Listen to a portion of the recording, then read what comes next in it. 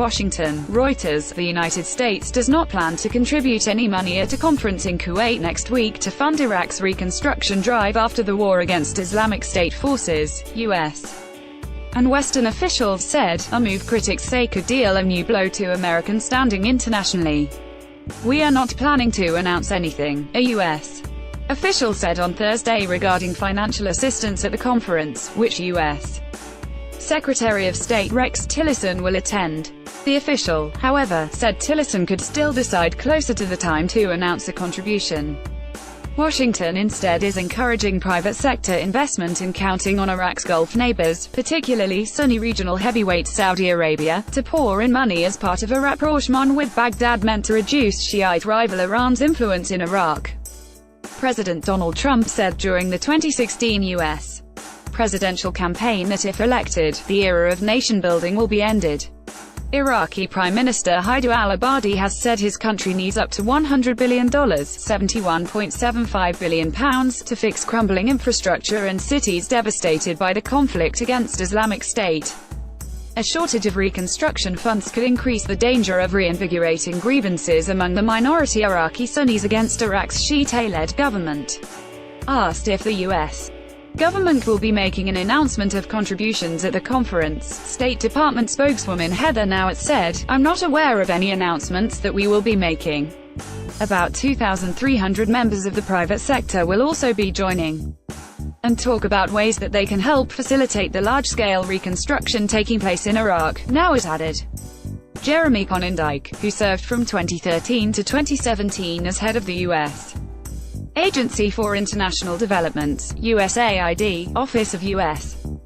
Foreign Disaster Assistance, said that by not contributing to reconstruction, especially in combat-ravaged areas dominated by Sunnis, the Trump administration could help set the stage for a new insurgency.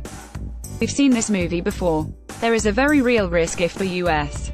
doesn't put money into reconstruction, that having just won the battle, do lose the peace," said Conindike, now a senior policy fellow at the Center for Global Development think tank. Another U.S.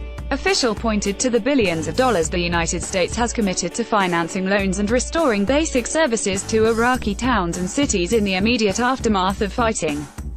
The immediate stabilization needs remain vast, and limited U.S. government resources alone cannot meet these current and pressing needs, let alone consider supporting long-term reconstruction, the U.S.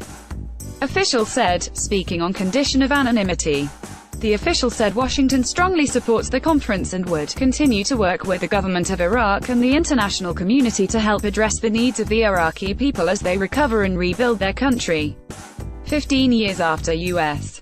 invasion, the United States, which invaded Iraq in 2003 and toppled the late President Saddam Hussein and more recently led an international coalition fighting Islamic State, has pumped billions of dollars into Iraq.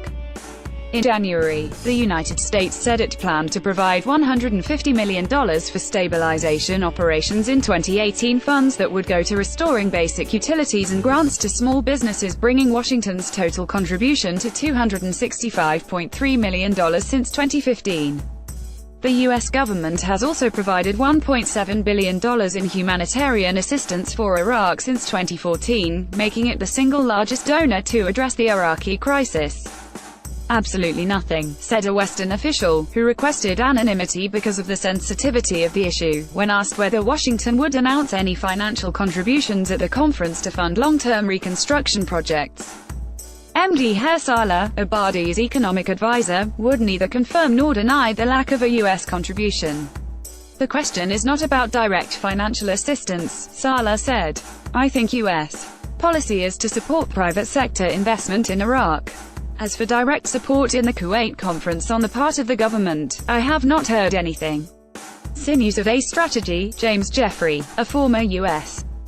ambassador to Iraq, said the United States had already poured billions and billions of dollars into Iraq for the fight against Islamic State, equipping Iraqi forces and humanitarian aid. Only the United States can organize the diplomatic, reconstruction, military and political sinews of a strategy for the international community. Jeffrey told Reuters, "The fact that we're not putting any money up will weaken our case, and that's unfortunate." A U.S. Official in Baghdad said the American role in the Kuwait conference would be focused on opportunities for true private sector investment of public-private partnerships with the Iraqi government. What we are trying to do in Kuwait next week is to put together companies that want to look at Iraq and possibly also talk about ways to finance projects, added the official, speaking on condition of anonymity. A State Department official said Washington was counting on other countries to step up, adding that more than 100 U.S. companies would be at the event.